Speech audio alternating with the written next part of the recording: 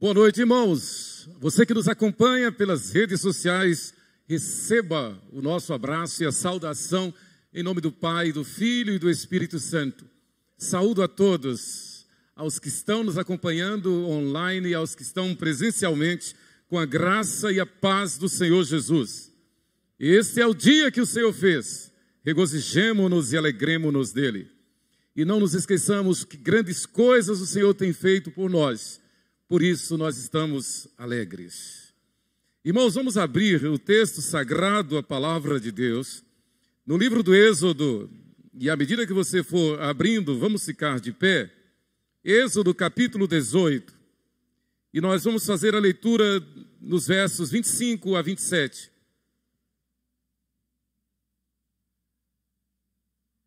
Êxodo capítulo 18, os versos de 25 a 27. Êxodo 18, do 25 ao 27. Vamos ler juntos, a uma só voz? Escolheu Moisés homens capazes de todo Israel e os constituiu por cabeças sobre o povo, chefes de 1000, chefes de 100, chefes de 50 e chefes de 10. Estes julgaram o povo em todo o tempo. A causa grave trouxeram a Moisés, e toda a causa simples julgaram eles. Então se despediu Moisés de seu sogro, e este se foi para a sua terra. Amém. Oremos. Senhor, graças te damos pela tua palavra. Esta palavra que é viva e eficaz, é a boca do Senhor, é a palavra do Senhor, é o Senhor falando, ministrando ao nosso coração. Fala, Senhor, ao nosso coração. Santifica-nos na verdade. A tua palavra é a verdade. Nós te pedimos e já te agradecemos no nome de Jesus. Amém. Podeis sentar, queridos. Presbíteros e diáconos nas mãos de Deus. Esta semana nós estamos comemorando exatamente na próxima sexta-feira, 12 de agosto, os 163 anos da chegada do jovem pastor de 26 anos de idade, solteiro, o reverendo missionário Ashbel Green Simonton. Deixou tudo, deixou todo o conforto, deixou convites fantásticos de pastorear igrejas dos Estados Unidos, porque Deus colocou no seu coração o princípio de ser missionário num lugar como o Brasil. Anteriormente, chegou a pensar Simonton e a junta de missões da igreja dos Estados Unidos na Nova Zelândia. Mas no coração de Simonton estava o Brasil. O conselho do Espírito Santo para o jovem Simonton foi Brasil.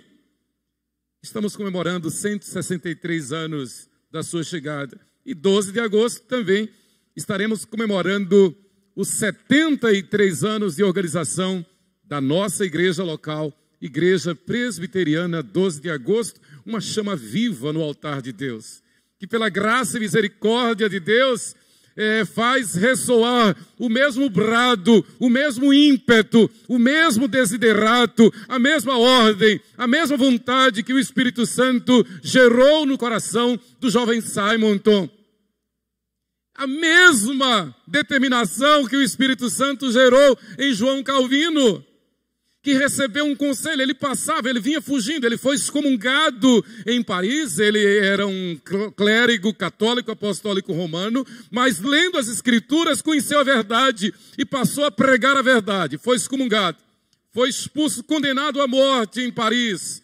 Ele, natural de Noyon, na França, ele foge, é um expatriado, é um exilado. Passando pela Suíça, o seu objetivo era seguir avante. Mas ali ele encontra um outro jovem servo de Deus, Guilherme Farrell. E Farrell diz, não, você não vai sair de Genebra. Você vai ficar em Genebra. Posteriormente, ele é expulso de Genebra pela Câmara de Vereadores. Mas depois essa mesma Câmara o chama de volta. Na verdade, o conselho de Farrell para Calvino, foi o conselho do Espírito Santo. A determinação no coração de Simonton foi do Espírito Santo.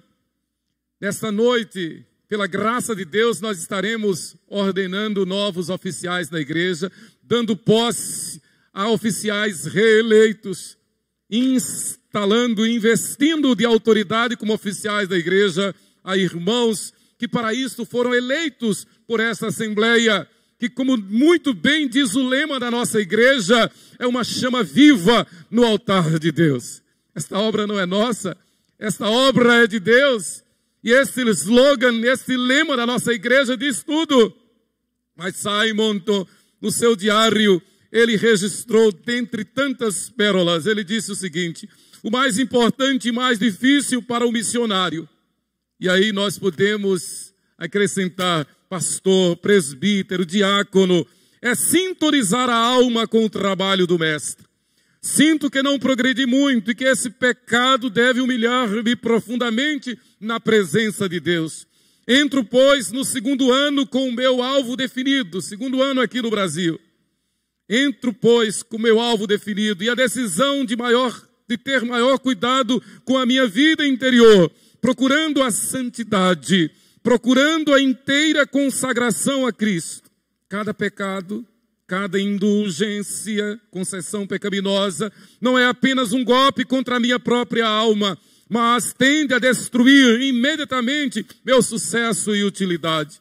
Anoto como um alerta e promessa solene a ser mantida sempre à vista durante o meu segundo ano de trabalhos missionários no Brasil. Anoto como um alerta e promessa solene a ser mantida sempre à vista durante o meu mandato, até que o Senhor venha me buscar. E o Senhor veio lhe buscar tão cedo, 8 anos depois, aos 34 anos de idade. O Senhor o chamou, ele que fora vitimado de febre amarela.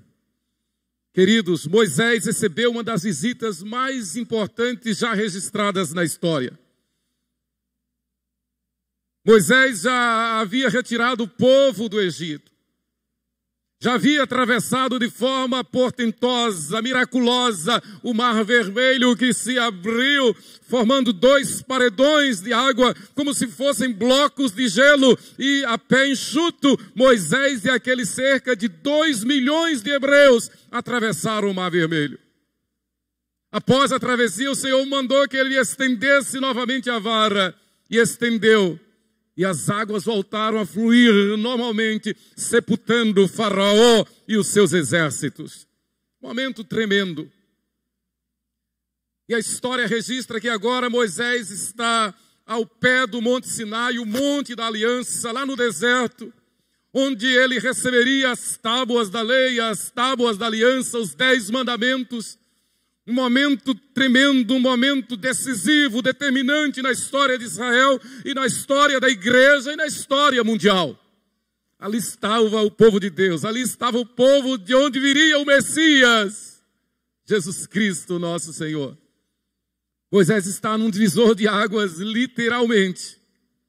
Moisés está exausto, Moisés está a ponto de entrar em crise, em parafuso. Eram cerca de mais de 2 milhões de pessoas e ele sozinho conduzindo aquele povo.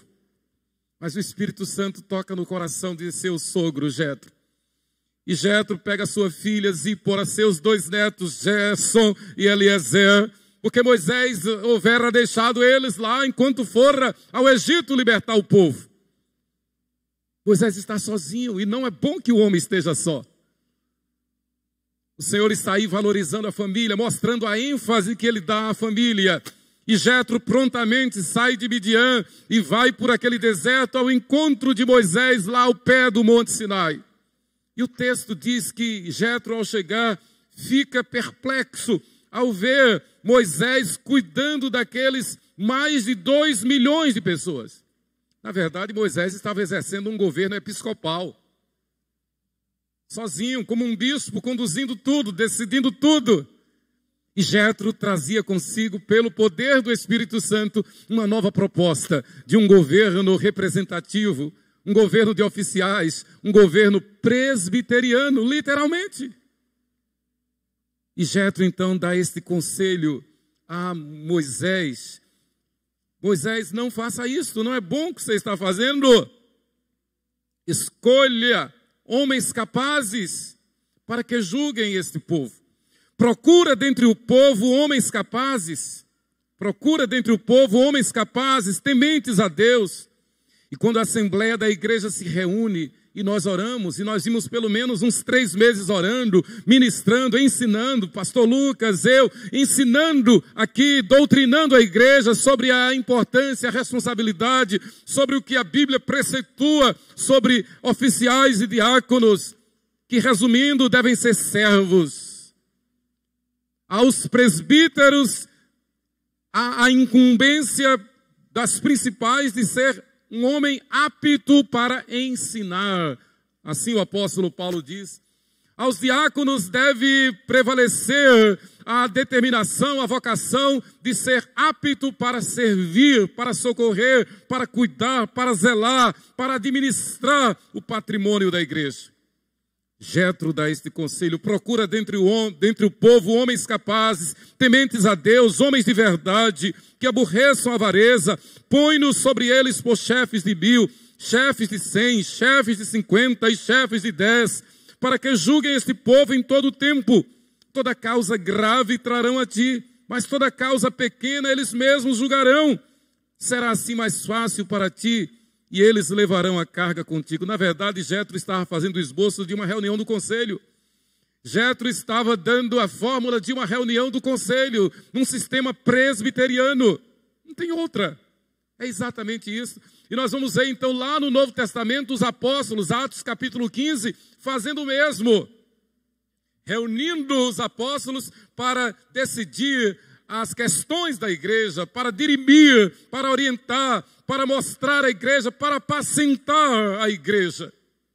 Sabia Jetro, sabiam os apóstolos que a nossa missão, e nós com muita honra, com muita alegria dizemos nossa missão, porque desde que o Senhor nos chamou, e a Bíblia diz que o Senhor nos chamou antes mesmo da fundação do mundo, para o louvor da sua glória. O Senhor nos chamou para sermos luzeiros neste mundo, para sermos sal da terra, para sermos luz do mundo, para testemunhar ao mundo do que Jesus fez por nós, para podermos dizer, viver e dizer, como a Virgem Maria no Magnífica, que ao receber a mensagem do anjo Gabriel, de que fora escolhida, bem-aventurada dentre os homens, para trazer em seu ventre aquele que gerado foi pelo poder do Espírito Santo. A Virgem Maria então disse: nós devemos dizer juntamente consigo: a minha alma engrandece ao Senhor, e o meu espírito se alegrou em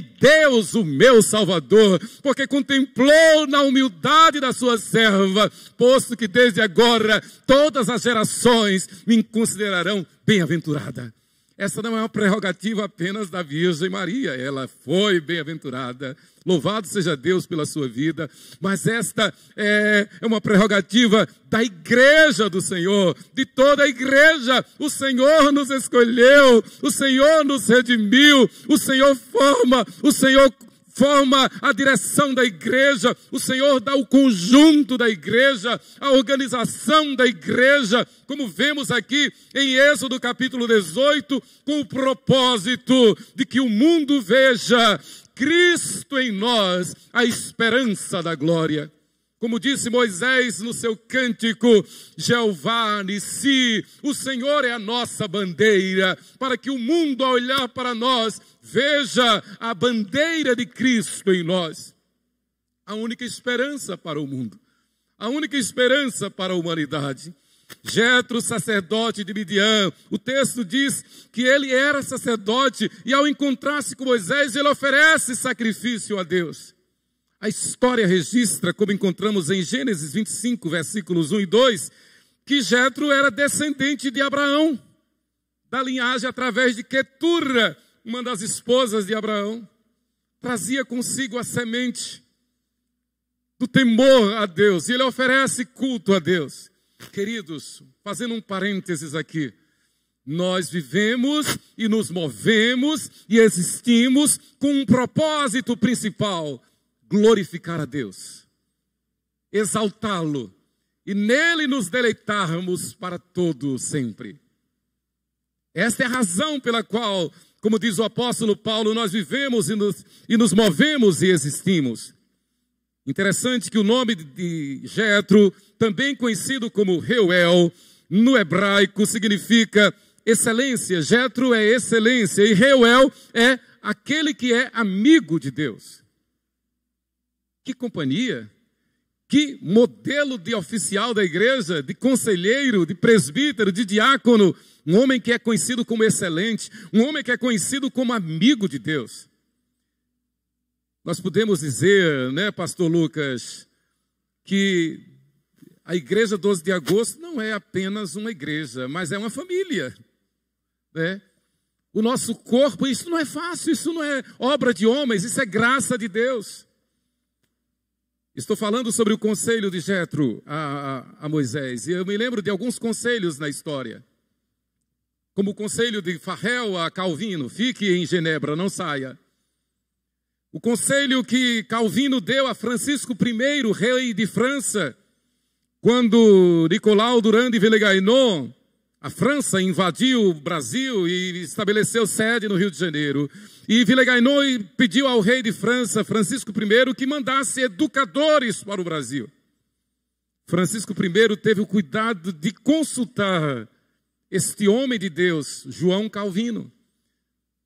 Francisco I em Paris, Calvino em Genebra. E ele consulta, sabendo da qualificação de educador de João Calvino. Calvino não pensou duas vezes. Indicou 100 pastores presbiterianos que vieram para o Brasil. Depois, Villegagnon os traiu, é outra história. Mas o rei de França obedeceu, acatou o conselho de Calvino. Jetro dá este conselho a Moisés, mostrando pela graça de Deus a excelência de ser um amigo de Deus. Esse conselho de Jetro ecoa até hoje. A igreja tem a missão de viver neste mundo de modo digno do evangelho do Senhor Jesus. Saber que nós representamos o Senhor Jesus. E quando nós, numa noite como esta, nos reunimos também para celebrar a Santa Ceia, que símbolo maior, onde os emblemas, o pão e o vinho, simbolizam o corpo e o sangue de nosso Senhor Jesus Cristo, mostrando, patenteando através desse sacramento a nossa união com Cristo, a presença de Cristo em nós, pelo seu Espírito que em nós habita. O conselho de Jetro é levado a sério, naturalmente, por Moisés. Eu me lembro de alguns conselhos que me falaram muito e jamais esquecerei deles. Conselho do meu tio, presbítero Pedro Freitas Costa. Assim que eu fui ordenado pastor, 1985, ele me chamou lá em sua casa, em Estância. Ele que me presenteou com esse manual de culto. Naquele dia ele me deu esse manual de culto, do ministro presbiteriano. E ele disse: meu filho, seja todo ouvidos e boca fechada. Saiba ouvir, fale pouco, seja prudente, seja sóbrio. E ele citou 2 Timóteo capítulo 4, versículo 5, que é um dos meus versículos preferidos. Tu, porém, sê sóbrio em todas as coisas, suporta as aflições, faze o trabalho de um evangelista, cumpre cabalmente o teu ministério. Nós, oficiais, presbíteros, diáconos, devemos obedecer a este conselho de Paulo a Timóteo. Queridos, presbíteros e diáconos nas mãos de Deus. E eu quero dissertar sobre 4 pontos principais. Primeiro, chamados ao essencial. Nós, oficiais da igreja, fomos chamados a fazer, não a dar um passeio, não a fazer a nossa vontade, nós fomos chamados a cumprir uma missão que é essencial, está acima de tudo e de todos, é a obra de Deus. E Deus nos dá graça e nos dará graça para que essa obra seja feita, para que essa obra seja realizada. Que bom nós vermos, por exemplo, o crescimento da igreja lá em Capela. E aí o pastor Josué está determinado a construir o templo.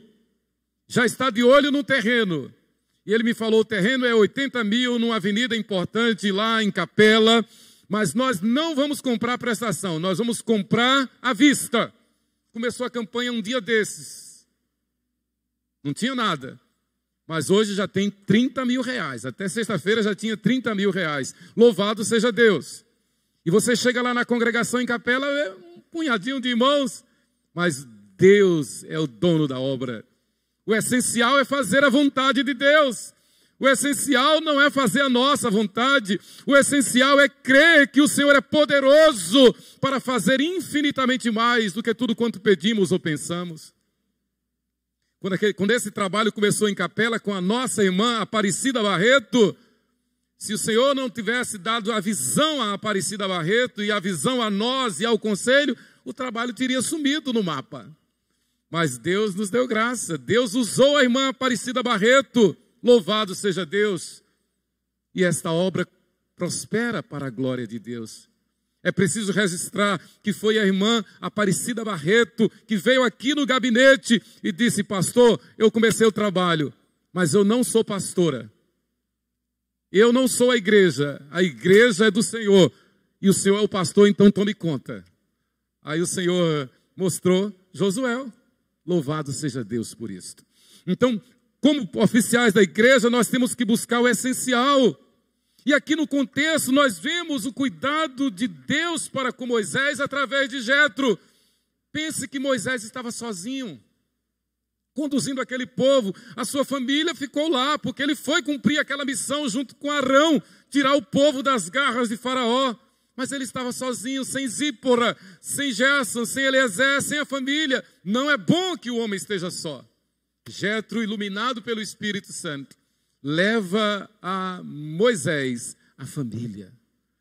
A família é a instituição mais importante da face da terra. Zelemos pela nossa família. Zelemos pelos nossos filhos. Que os nossos filhos sejam cuidados por papai e por mamãe. Que não tenhamos filhos vivos, filhos órfãos de pais vivos. Que a praga do adultério, que a praga da sensualidade, que a praga da imoralidade não penetre nos nossos lares, nas nossas casas, nas nossas famílias. Estamos estudando na escola dominical o livro de Êxodo. Nesse início, estudando as pragas.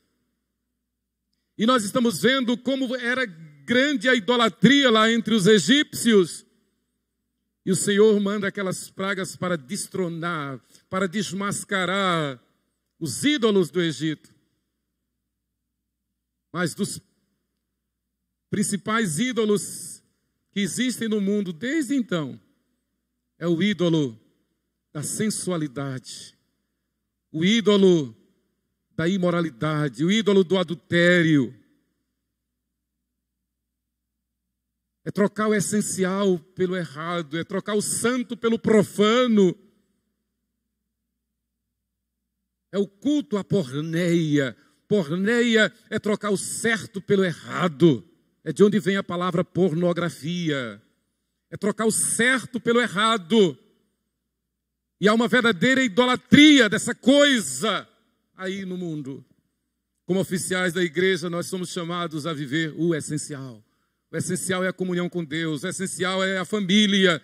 É cuidar da família. Sem dúvida alguma, Moisés só pôde ser vitorioso na sua missão, porque Deus o abençoou com a sua família. E ele, como nós oramos no início, Salmo 69, versículo 6, ele foi fiel ao Senhor.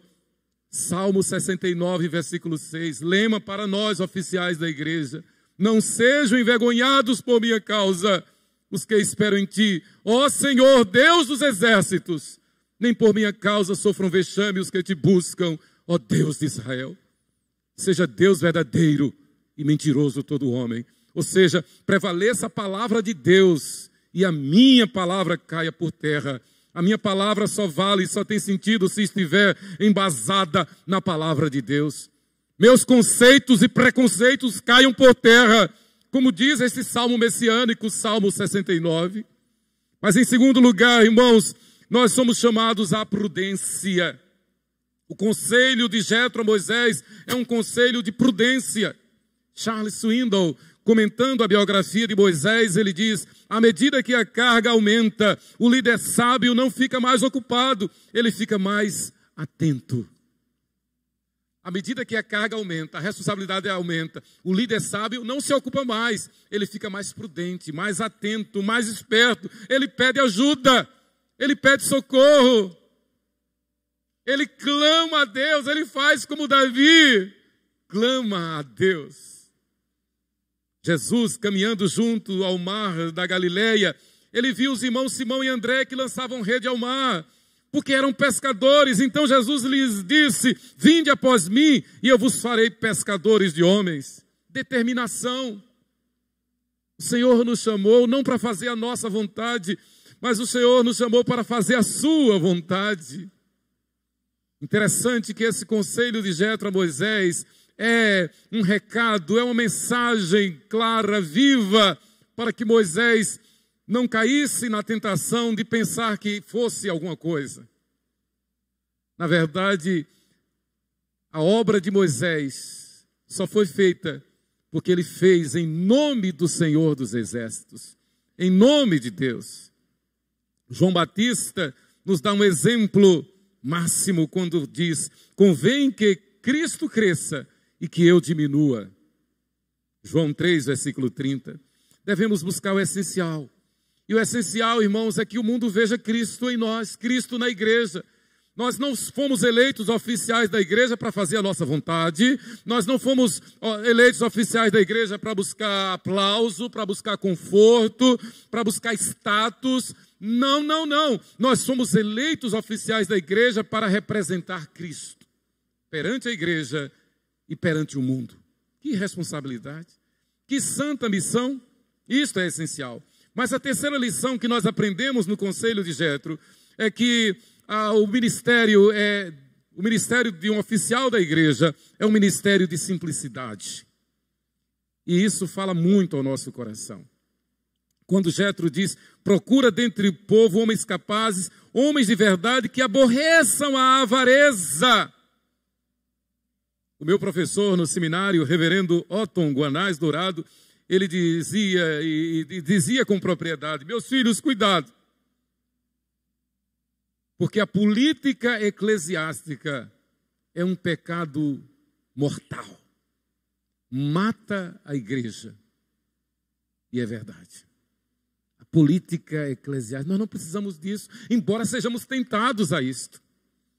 Nós não precisamos de dar jeitinho, o jeitinho brasileiro, nós não precisamos de conchavos, nós não precisamos de remendos, nós não precisamos de olhares de soslaio, nós não precisamos de disse-me-disse, nós não precisamos de buscar brasa para nossa sardinha, nós não precisamos disto, nós não precisamos de nepotismos, nós não precisamos de lobby, não precisamos. A igreja do Senhor Jesus, é Ele quem cuida da igreja, é Ele quem administra. Vai ter acampamento, aí alguém liga: olha, eu quero o melhor lugar lá no acampamento. Está repreendido, no nome de Jesus. Porque o melhor lugar é de Jesus. E abaixo de Jesus todos estamos no mesmo nível. Não tem cabana de A nem cabana de B. E não tem lobby na igreja. A igreja é dirigida por homens santos. Os ministérios da igreja são dirigidos por homens e mulheres santos. E o conselho delega autoridade e nós descansamos. Como, por exemplo, agora estamos organizando o acampamento de crianças. E o conselho delegou autoridade a Roberta, Maísa e a Naile. Elas são as responsáveis pelas inscrições, pelas alocações, pela organização. E elas vão decidir com a graça e a unção e a simplicidade que o Espírito Santo dá aos servos fiéis. E a igreja descansa. Então, quem pensa, por acaso, em em dar um jeitinho para conseguir ser melhor do que outrem, não vai dar certo. Não há lugar para isso na igreja. A igreja é um lugar de um povo que é simples, porque descansa nos braços do Senhor. De um povo que se deleita no Senhor, certo de que o Senhor satisfará os desejos do nosso coração. O apóstolo Paulo, ele disse categoricamente, e ele disse isso outras vezes, várias vezes: esmurro meu corpo e o reduzo à escravidão, justamente para não cair na tentação de pensar ser alguma coisa, de querer fazer a obra de Deus na carne. É bom sempre nos lembrar de que com apenas 12 homens, Jesus revolucionou a história. Jesus mudou a história. Jesus salvou um povo que vai para o céu. E ele começou esta obra com apenas 12 homens. E homens dos mais simples da sociedade. Homens semi-analfabetos. Homens rudes. Pescadores. Sem pompa, sem glória. Com estes 12 homens, o Senhor formou a sua igreja, a qual ele chama de sua noiva, que será sua esposa e entrará na glória celestial. Chamados por Deus a uma vida de prudência, a buscar o essencial, a uma vida de simplicidade, para que o mundo veja Cristo em nós, a esperança da glória. A igreja não é nossa, a igreja não é de homens, mas o Senhor nos honra, o Senhor nos capacita, dizendo: cuidem da minha noiva, que é a igreja. Que graça! Só podemos dizer como Maria: a minha alma engrandece ao Senhor, e o meu espírito se alegrou em Deus, o meu Salvador. Mas em quarto lugar, no conselho de Jetro, nós depreendemos, nós extraímos também a lição da renúncia. Moisés não é episcopal. Há uma tentação de ser episcopal, né?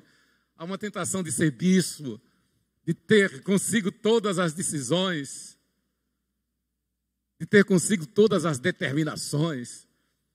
Tem umas denominações assim, a gente respeita, mas é preferível o sistema presbiteriano, onde a Assembleia se reúne e elege os seus oficiais, presbíteros que formam o conselho, que vão pastorear a igreja, como presbíteros regentes, junto com os presbíteros docentes, que são os pastores. Que organização! A base está aqui em Êxodo capítulo 18. Então aqui nós aprendemos quando Jetro diz: Moisés, você não vai suportar. Você não vai suportar. Se isto fizeres, Moisés, e assim Deus te mandar, poderás então suportar. Do contrário, você não vai suportar. E assim também todo este povo tornará em paz ao seu lugar. Moisés abre mão de si, renuncia a si e elege homens que vão cuidar do pastoreio do rebanho de Deus. Antes Moisés teria que tratar com mais de 2 milhões de pessoas. Agora, pela lógica, pelo conselho de Jetro, ele precisa apenas reunir-se com 10. Esses 10 vão cuidar de 50, os 50 vão cuidar de 100, os 100 vão cuidar de 1000. E assim, progressivamente. Mas basta o líder principal reunir-se com os principais líderes, com 10. É o modelo do conselho da igreja. Já pensou se os assuntos todos fossem tratados em sessão, tratados na assembleia? Não é bom. Mas Deus então nos deu esse princípio, Deus nos deu esse modelo para que a igreja seja apacentada. O verdadeiro líder é aquele que está disposto a renunciar. Renunciar primeiro a si, ao seu ego. Jetro sabia muito bem que Moisés precisava ter a sua carga aliviada. Dividir a carga, repartir a responsabilidade. Como tem sido bom reunir-nos nós, os pastores e evangelistas da igreja, toda terça-feira, para tomarmos café, para compartilharmos, para orar, para levar as cargas uns dos outros. Toda terça-feira nós nos reunimos aqui, tomamos café, ministramos uns aos outros, compartilhamos, sorrimos, brincamos e tratamos dos assuntos da igreja. Jetro ensina Moisés a fazer isto. Daqui eu quero tirar 4 aplicações do texto. Homens capazes. Queridos irmãos que foram reeleitos e eleitos, fostes eleitos, porque o Espírito Santo os considera capazes. Abençoou a igreja para eleger a vocês, porque são capazes. Homens capazes, aprovados pelo testemunho da família e do geral. Aos presbíteros exige-se que sejam aptos para ensinar. Não é apenas um cargo representativo, mas é uma missão. Tem que ter a missão, tem que ter o dom de ensinar. Não basta querer estar no conselho, querer ser um presbítero apenas por causa do cargo. Tem que ter prerrogativas, tem que ter pré-requisitos. E um dos principais pré-requisitos para ser presbítero é ser apto para ensinar. Tem que ter o dom de ensinar. Homens tementes a Deus significa que sejam piedosos, santos, que queiram ser cheios do Espírito Santo, que tenham vida de oração, que gostem de orar, que busquem ser cheios do Espírito Santo. Não se pode agradar a Deus apenas com doutrina. Paulo diz a Timóteo, doutrina com piedade. Piedade é ser pio, é ser santo, é gostar das coisas espirituais, é ter vida de oração. Homens de verdade. E Paulo discorre, Paulo disserta sobre o que significa ser homens de verdade, conforme Jetro aconselhou Moisés. São homens que criem os filhos sob disciplina e que seja verdadeiramente o cabeça no seu lar. Que cuidem da sua família e que criem os filhos no temor do Senhor. 4, homens que aborreçam a avareza, homens sóbrios, humildes, de quebrantados coração. E eu concluo lembrando-me, citando mais uma vez o reverendo Ashbel Green Simonton. E ele então, nesse extrato do seu diário, desse extrato do seu diário, eu cito. Ele diz assim: o mais importante e mais difícil para o missionário é sintonizar a alma com o trabalho do mestre. No dia a dia, nós como membros da igreja, como servos de Jesus Cristo, nós não temos dúvida que essa é a verdade. É difícil viver esta vida e manter comunhão com Deus. Mas foi para isto que nós somos chamados. E é assim que Simonton diz: o mais importante e mais difícil é sintonizar a alma com o trabalho do mestre. E nós podemos parafrasear Simonton e dizer: o mais importante e mais difícil para o presbítero e para o diácono é sintonizar a alma com o trabalho do mestre, é estar nas mãos de Deus. E Simonton acrescentou: entro, pois, no meu 2º ano com o alvo definido e a decisão de ter maior cuidado com a minha vida interior, procurando a santidade e a inteira consagração a Cristo. Irmãos, nós fomos escolhidos pelo Senhor para ter uma vida de santidade, uma vida que antes agrade a Deus, uma vida de obediência a Deus, para que o mundo, para que a igreja, olhando para nós, veja Cristo em nós, a esperança da glória.